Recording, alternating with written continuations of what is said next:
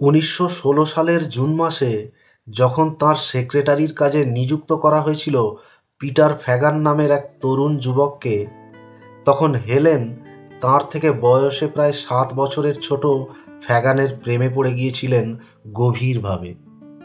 তাঁরা দুজনেই গোপনে বিবাহের পরিকল্পনা করতে শুরু করেন, কিন্তু হেলেনের পরিবার এবং তাঁর টিচার তাদের সেই সম্পর্ক মেনে নিতে অস্বীকার করেছিলেন।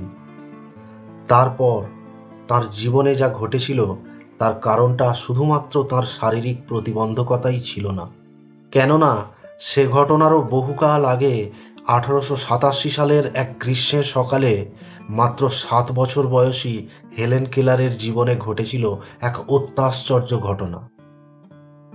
বধির এবং অন্ধ হেলেন শব্দের ধারণা বোঝার জন্য তখন প্রচেষ্টা ও নিজের জীবনের সাথে সংগ্রাম চালিয়ে যাচ্ছিলেন।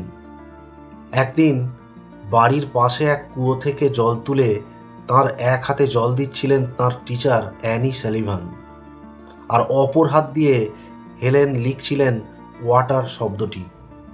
জলের সংবেদনকে তার মনে সাংকেতিক ভাষার সাথে সংযুক্ত করতে চেষ্টা করছিলেন।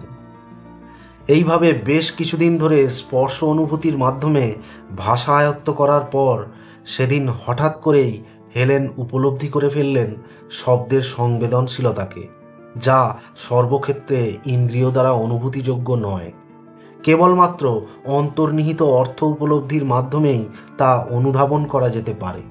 সেই বিশেষ অনুভূতির উদ্ঘাটন সেদিন তার ভাষা শিক্ষা ও শব্দের অর্থ উপলব্ধির দ্বারকে উন্মুক্ত করে দিয়েছিল, যার ফলশ্রুতিতে পরবর্তীকালে ইংলিশ ছাড়াও স্প্যানিশ, ফ্রেঞ্চ, জার্মান ও গ্রিক 5টি ভাষায় তিনি পারদর্শী হয়ে উঠেছিলেন।